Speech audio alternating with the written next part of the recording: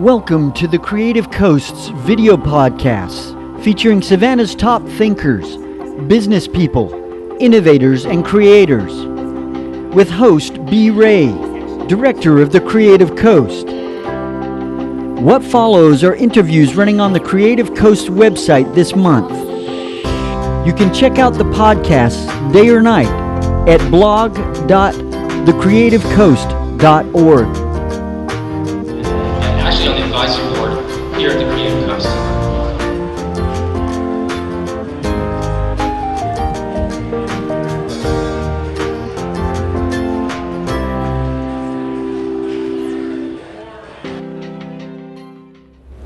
Hello and welcome to the front porch. My name is B. Ray and I'm with the Creative Coast, and today we're chatting it up podcast style with Jill Cheeks of the Meaning Company. Hey B. Hey Jill, how are you? I'm great, thanks. You're welcome. Tell me, the Meaning Company.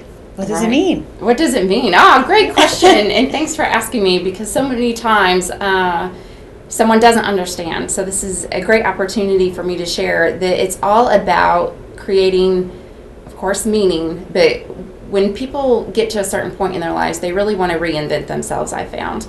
And in working with clients, they're after that, really that passion inside them and how to really get it out to make a contribution to the community or a change in someone's life. And when that happens, we want to support it. And so at the Meaning Company, we find ways, whether it be a strategy, helping them really see their vision, what actions to take, what community to build around them, really to achieve that cause that they've now have for their lives. So give me an example, if you don't mind. Right. Okay. Good, yeah. So often it's some type of catalyst that's happened in their life. So through life events, maybe they were, let's just say a good example is in the corporate world for, 20 years or so. And now maybe something has happened in one of their child's lives or happened to a family member, or they just know that they're not as happy as they know that they can be. And often that comes about in various ways. Maybe there's stress, there's anxiety, there's disappointment, there's regrets. And at that point, that's the time to make that meaningful change. And so it's generally where we now talk about what is important to you and how to make that happen. And so I have basically a program that I take people through, a process to help bring that out, to help create that vision, and then assist them in taking the steps towards it. Wonderful. So I could hire you as a consultant. I could say something like, my sister had something happen in her life and she needed to become more healthy in her eating habits, or something like that. That became the meaning I wanted to drive that purpose. And you would walk me through a process that would help me to establish goals. Is that what you're explaining? Yeah, that's definitely a easy, simplified way to put it. Okay. And so I've taken all types of, let's just say, psychology and coaching classes, and then of course was in the business world and have started my own business. And so a lot of the times I'm working with professionals who want to either create a new business for themselves or create a more dynamic team around them to actually achieve some business goals. And so it's generally in the business setting, and it's where they're wanting to make a change for themselves, and generally others too. But you're right on. It's basically, I want something different. Support me in making it happen. Going for the purpose. Going for the true intention, and what we start to see is people start to really light up. Okay. Right, because there's been some type of conflict within. Right. And so that conflict within, again, it starts to show itself, and life becomes a struggle. Right. And it's just not as much fun as it used to be, right? And maybe now we even see our kids, being happy, and you're like, wait, whoa, slow down. I want to be happy too. Right. And so once you really start putting attention and then intention on that purpose, wow, then things really start to line up. People can, actually look people in the eye because what they're doing is more authentic. And Wonderful. So those are It's some really great fun. words. Attention to what your purpose is, intention Yes. with the way you're going about to get it, and then kind of tapping into passion, I think is what you're talking about. right. And we haven't used this word yet, but I know you to be quite results oriented. Okay. Am I right about that? Yes, have I mentioned that to you before? Because I've seen it. Okay, when I actually am talking with a new client, I talk about how I'm very results focused. Yes. Okay, I want there to be evidence. I want there to be something very specific and tangible that in me working with you as a client, hey, we're going to see results. And if we're not going towards those results, then maybe the relationship isn't. But that doesn't happen because I am very results focused, and I talk about motivation and momentum. And so if there's enough motivation behind the change that's desired, no matter what it is, then momentum is taking those slow steps. And a lot of times someone's going to be feeling overwhelmed, but we just break that down into what's right now. What can we do today Let's to just move us a little bit closer? Exactly. We're not going in the wrong direction. Who do we need to meet? What type of resource is it? And talk about that, because you've mentioned that a couple times, getting the right people around someone. I think you said tapping into certain kind of groups and communities, and who do we need to meet. So kind of talk a little bit further about how that works. All please. right. Well, I'm all about a team. I'm all about collaboration, and I'm all about performing to our personal strengths. And so I often want to bring those strengths out in someone, and through really role playing, I call it, let's do a little experiment, right? Because that's Right. easy. We can take that step. Through those experiments, figuring out what are the resources, who else do we want to talk to about this, who knows more, who's already done it, right? The whole, let's model, let's figure this out because other people have done it and I know that you can too. So it's all about collaboration and performing to strengths and really bringing the right people together. Wonderful. And Right. maybe those people are already in someone's life, but they haven't thought how to tap it. Is that correct? Yeah, it's often true. It's often really true. And asking those questions, then they start to see how resourceful they really already are, right? And it helps them really celebrate who they currently are. And now it's just something new I want to do. So the Meaning Company is serving as a business coach, a personal coach for all sorts of life change. Is that? Right, yes. So for all types of life change, but specifically related to really making an impact for themselves and for the community.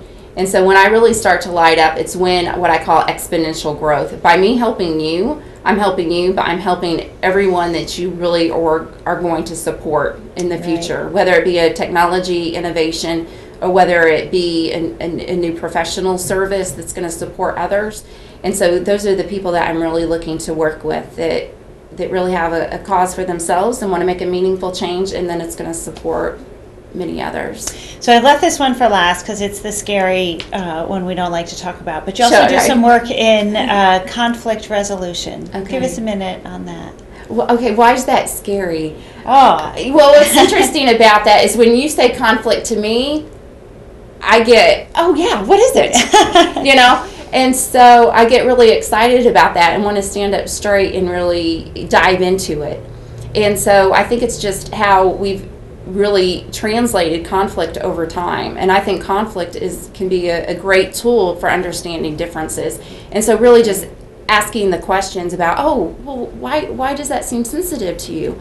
So that I can better understand and that we can bridge the gap in our communication to move forward. so we don't need to be afraid of it. So we don't need to be afraid of it, no. Well, there you have Yeah. it. Thank you, Jill Okay. Cheeks of the Meaning Company, being part of the front Thanks, porch. Bea. This is and fun. What makes Savannah so awesome? Awesome. Love it. Love Savannah.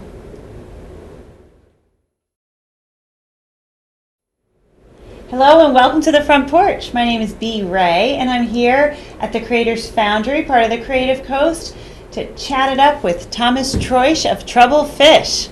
Welcome. Hello. Tell us about Nice to Trouble be here. Fish. Troublefish was originally a design company that I came up with in art school, and that was about 15 years ago. Never really did much with it. Eventually, moving to Savannah about a year ago, I decided to actually dig up that name again and create an independent toy company. Troublefish Toys, then. Troublefish Toys, actually. Yes. That would be the moniker for, I think, Twitter. There you So, go. At Troublefish Toys, yes. Nice. And so talk about what kind of toys are you developing? I'm predominantly looking into non-licensed designer toys. So Okay. we're talking not mass-produced, so 500 to 2,500 maximum per unit. Is the per cost idea. to- No, actually toys. Oh, the number that are produced. A number of units produced per design. And looking at vinyl or resin and hand-painted. So Lovely. we're not competing with Mattel or Hasbro or anybody that cranks out 2 million toys a day, basically, in China. And I'm trying to bring everything back locally and basically try to create a microcosm with design, production, and packaging and distribution, everything within the United States. That's the goal. I mean, There I'm you not go. quite there yet. I have nothing in retail at this point, but I'm pretty close to getting a prototype mold made. And this is for the first toy. This is for the first toy. That's exciting. And Are we I allowed do to have talk? everything from sketch to initial rapid prototype here with me right now. Wonderful. So. And so tell us about your first inspiration. That happened at the Geek End 2014, Nice. first day. That was with you, actually. Uh-oh. You introduced me to Brian Maddox, Great. and he did a little demo on how to create your own toy up in your attic or basement, depending on where you live. And basically went through my sketchbook, looked at something, caught his eye. He's like, you know what, this would be a really cool design to develop into a simple toy. Not complicated, doesn't have moving parts, just give it a shot. And I basically went back to the drawing board, redesigned the thing, resketched it, blueprints, new illustrations, color renderings, and Congratulations. now we have a prototype, basically. So one of the lessons is carry around a sketchbook, huh? That and go to Geekend. And that and go to Geekend. We'll take both of those. That is great. But you mentioned art school many years ago. Mhm. Where did you go to art I school? went to the Art Institute of Seattle. Art Institute of Seattle. Great. We don't hear enough about that around here. No, We have so much no. great talent out of SCAD, but it's not the only art school in the world. Well, I mean, for me, it was basically, I ended up having a BS in biochemistry and was in the job market for a little bit. SmithKline, should I mention them? They basically, it was downsizing, so I ended up figuring out what else can I do, and I've always been drawing. So, I mean, naturally, art school was the next step to kind of like hone those skills, go into, you know, the new technology that's out there, besides just the pen and pencil. So I got into all the Creative Suite, Adobe, what have you. Did 3D modeling, did computer animation, and ended up in video games for about 10 years thereafter. And it's more fun to be developing toys than to be creating video games. It was just something that it has more personality to it, and I still collect toys. I mean, I still have, my office is still cluttered with Legos, Matchbox cars, action figures. I love anything that Todd McFarlane cranks out. So yeah, I'm still a child at heart, and I still do spend some of my income on toys. There you go. So you forgot to grow up, which may be the best part of your career. It is. Okay. And that did trigger it, and it was always something fun to make something with your hands. And you know, instead of doing some furniture or whatever it is, I really looked back into it, and toys was, I just wanted to bring my sketches to life, basically. I mean, that's in a nutshell what it was. Sounds so Now I'm fun. trying to make a business out of it. And yet you don't have any interest in creating a plastic small trinket that, as you say, can be developed in China. You want something of quality I and want unique. something that would be considered a piece of art. More, I guess you could consider my toys more as a display item than a plaything. And that's why, I mean, I'm looking at They're basically playful. selling to people like myself, Okay. people that have been in the industry, people that have worked in engineering, creative industry, video games, movies, TV. Yeah, I'm not looking at the children. I'm looking at grown-ups basically, people after college, people that do have a mid-career level in something that's mainstream entertainment. So bringing a little bit of playfulness to their daily work and Indeed. their office, and that is a smile. Now, what's next? So you have this prototype, and you've I mean, done do a you lot guys of wanna work. see it? Well, let's describe it for me, please. And, Oh. I'd love to see it, but you need to do some describing. Well, so what do basically we have what we here? have here, this is a 3D print, and Of a shark? it's a shark Am I looking at a with shark? a jet engine on it. Shark So- that's on top of a jet engine. And we're looking at basically going along with a storyline. It's gorgeous. It's kind of like what the History Channel used to stand for a long time ago, before it broke off into Animal Network or whatever it is, where it was all about sharks and dogfights or airplanes. Right. So airplane development. And my thing was kind of joining the early age of the jet fighter with cool marine animals, because what kid doesn't like sharks and race cars, I guess. So the combination of sharks this and would race be a color cars. edition of it. Got it. Okay, And- and the shark even has a number 1. Well, that was because that's my first I get toy it. design, so I figure I was going to put numbers on there. But the idea was to actually model it into to give it the colors of the mid '50s jet fighters, the early ones. So I was a Speed Racer fan. Huge. Oh, absolutely! The Mach 5 was awesome. Yeah.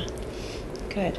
Yeah, I mean that's the early Japanese animation, and it just kind of ties all together. And I mean the shark is highly stylized, and the colors are very rat rod, kind of really garish. I mean, we're talking red and green. I mean, something that really stands out, and I don't want to have it kind of fade away. So And so this is your prototype, and what this happens is the next? prototype. The next step is I've actually got a couple more coming out after this, because these are rapid prototypes, really low res 3D printing, and every time I don't like something, it goes back to my designer, it goes back into ZBrush, where he just kind of tweaks everything, and we do another quick print. Once I'm happy with everything, I'm sending it up to a professional printing company, and it's going to cost quite a bit more to do another 3D print, which is going to be a lot smoother, high resolution print, and we're talking like $1,500 probably for a prototype on that. After that, I'm going to pull it in and have a mold created out of that, and the mold is going to, I'm probably looking at aluminum, and aluminum generally you can kind of crank out, I think, about 10,000 units using the same mold before it degenerates. Which is far more than you even wanted. Yeah, you it's far mentioned more you than I probably want wanted. about But then there's 2,500. again the thing is, do I want to do limited editions later on, like a Right. Christmas edition, or Oh, I some see. color changes and whatnot? Got it. But And the product will sell for how much? I'm looking at the $50 price point, which So is $50. the lower end of the art toy collectibles out there. Got it. So that Just is to kind so of wonderful. really get my foot into the market there. Well, Thomas Troisch of Troublefish Toys, you have so many things on the ball here. I just love the shark on top of this jet engine, and I thank you for being part of the front porch and all of what makes Savannah awesome. Thank you. Absolutely, thanks for having me. Hello and welcome to the front porch. My name is Bea Ray. I'm with the Creative Coast, and today we're chatting it up with Kevin Klinkenberg. Welcome, Kevin. Thank you. You are with the Savannah Development and Renewal Authority. That's right. Tell me, what does SDRA do? Well, SDRA is an independent authority. We were created in 1992 with the support of the City of Savannah. And our mission is to renew, revitalize, and develop greater downtown Savannah. So we're essentially an economic development agency for greater downtown. Renew, revitalize, Yes. and develop. Correct. So what does renew mean? Give me an example of that.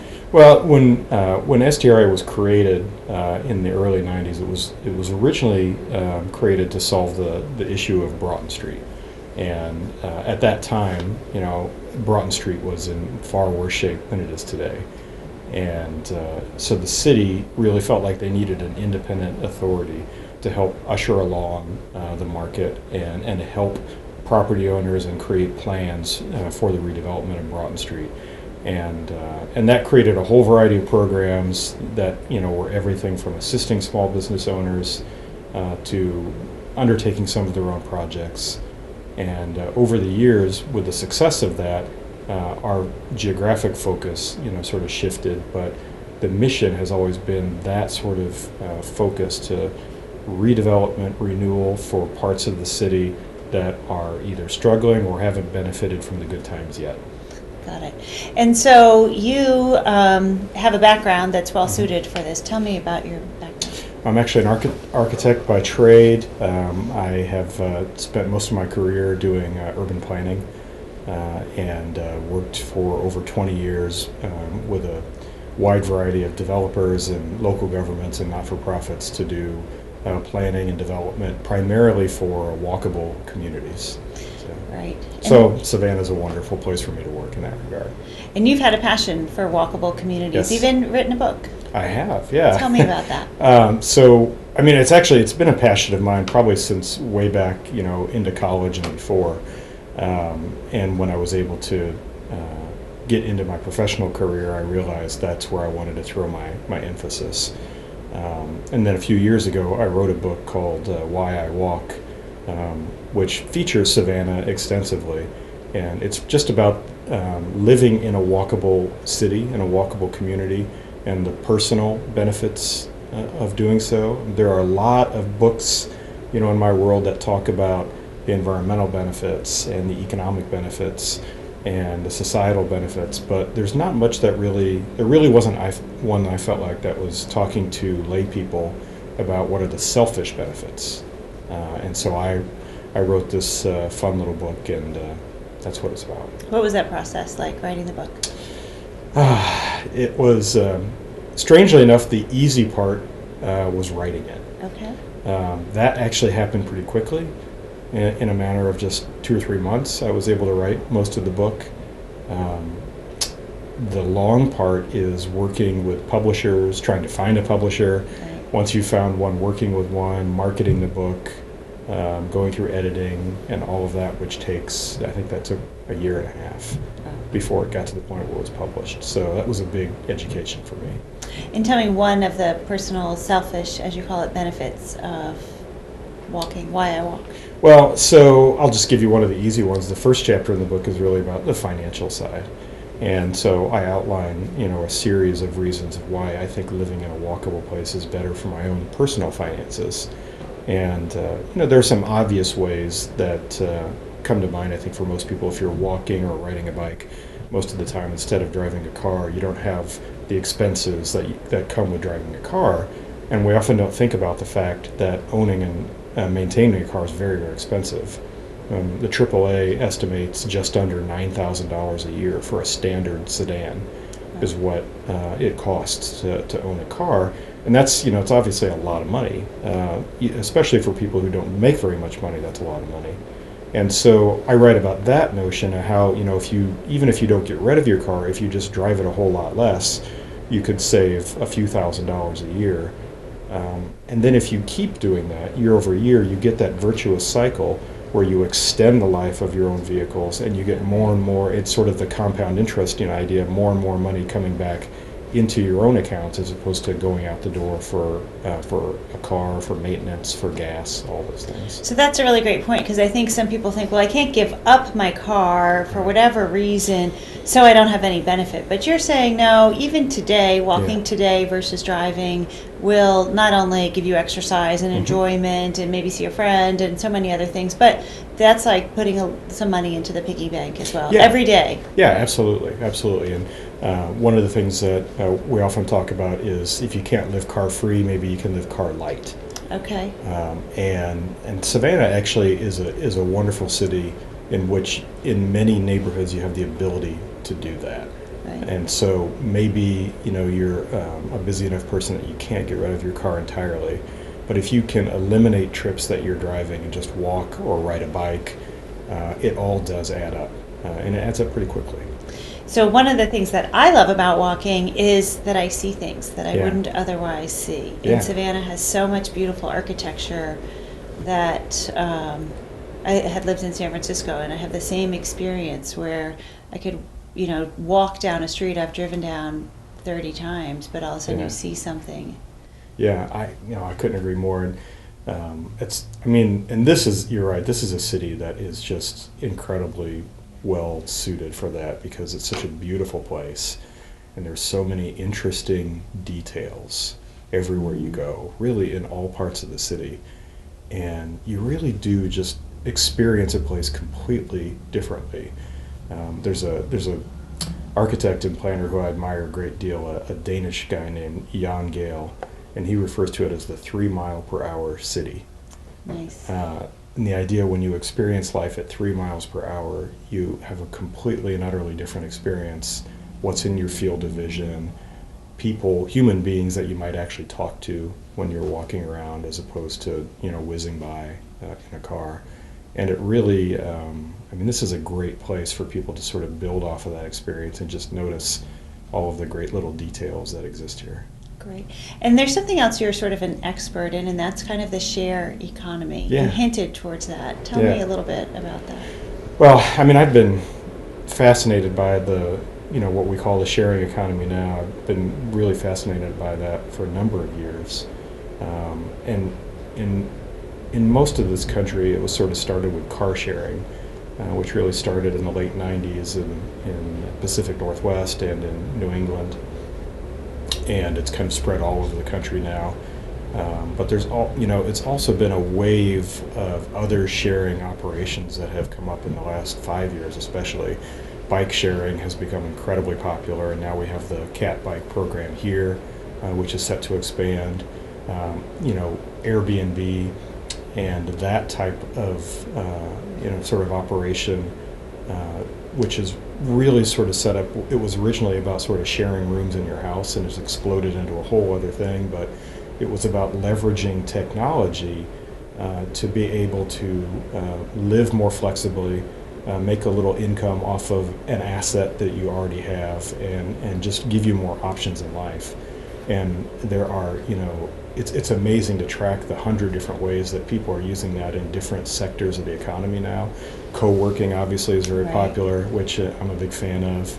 And all of these things I think are really important, because what they can do for people is they can enable people to live a high quality of life and enjoy a lot of the virtues and benefits of middle class lifestyle and professional lifestyle, but by dramatically lowering your expenses while doing so. And so co-working is a great example of that, as you well know. Right. The idea that you can work together with other people in a space instead of in your living room or your bedroom, and have access to professional conference space and other sorts of things, but do it very inexpensively. And I think vacation rentals in your own home have the same prospect, and car and bike sharing are really a lot of the same ideas. So I'm very bullish on the sharing economy, and I think we're going to just see more and more of that experimentation over time. Wonderful. Well, I can't think of a better person to be leading up SDRA and bringing some of these values and experience. Kevin Klinkenberg, thank you for being part of Thank you. the Creative Coast, the Creators Foundry, and making Savannah awesome. Thank you very much. I appreciate it. My Sure. pleasure.